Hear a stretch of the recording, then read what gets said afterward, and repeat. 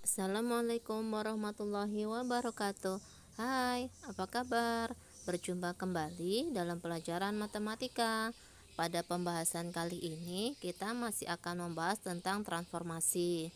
Nah, kalau pada pertemuan sebelumnya kita sudah membahas tentang refleksi, sekarang kita bahas jenis transformasi yang lain, yaitu translasi. Sudah siap? Ayo kita mulai. Sebelum kita mulai pembahasan lebih jauh tentang translasi, kita cari tahu dulu yuk apa itu translasi. Jadi, translasi adalah memindahkan tiap titik pada bidang dengan jarak dan arah tertentu. Nah, pada translasi, sifat bangun yang ditranslasikan hanya mengalami perubahan posisi dan tidak mengalami perubahan bentuk dan ukuran. Pada translasi atau pergeseran berlaku bentuk umum, yaitu jika ada titik A di X, Y ditranslasikan oleh A, B, maka hasil translasinya adalah A aksen di X plus A, Y plus B. Yang perlu kalian ingat, jika A positif, objek bergerak ke kanan. Jika A negatif, objek bergerak ke kiri.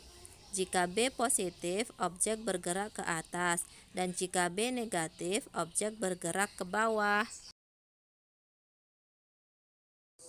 Berdasarkan bentuk umum tadi, sekarang kita bahas contoh menentukan translasi suatu bangun.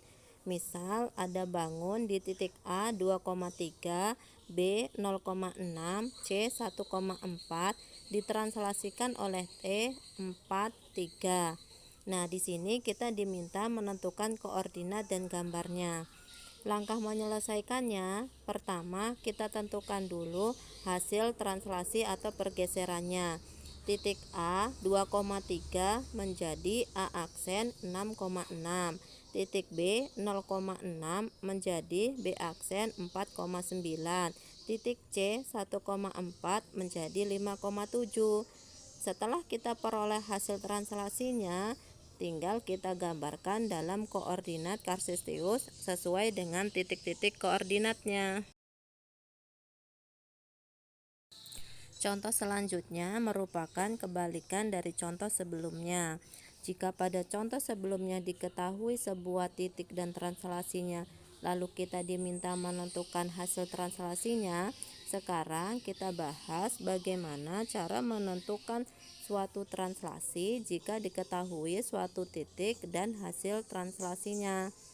Contoh, jika translasi T memetakan titik A 1,-2 ke titik A aksen 4,3, maka berapakah translasi tersebut? Penyelesaiannya, kita misalkan T adalah A, B. Titik A 1,-2 berarti A 1 ditambah A, -2 ditambah B sama dengan A 4,3. Nah, dari persamaan di atas diperoleh 1 tambah A sama dengan 4, maka A sama dengan 3, dan negatif 2 ditambah B sama dengan 3, maka B sama dengan 5. Dari sini bisa kita tentukan bahwa translasi T adalah 3,5. Setelah kita bahas translasi suatu titik, sekarang kita bahas bagaimana cara menentukan translasi suatu garis. Contohnya, disediakan suatu persamaan garis lurus Y sama dengan 3X plus 5. Tentukan persamaan garis lurus yang dihasilkan oleh translasi T sama dengan 2,1. Nah, bagaimana cara menyelesaikannya? Cara menyelesaikan persamaan tersebut yaitu kita tentukan posisi titik X, Y oleh translasi T 2,1, yaitu X aksen sama dengan X plus 2 menjadi X sama dengan X aksen min 2. Y aksen sama dengan Y plus 1 menjadi Y sama dengan Y aksen min 1. Nah, sekarang kita masukkan nilai X dan Y yang baru ke persamaan asal, yaitu Y sama dengan 3X plus 5. Y kita ganti dengan Y aksen min 1 sama dengan 3, X kita ganti dengan X aksen min 2 plus 5. Sekarang tinggal kita selesaikan.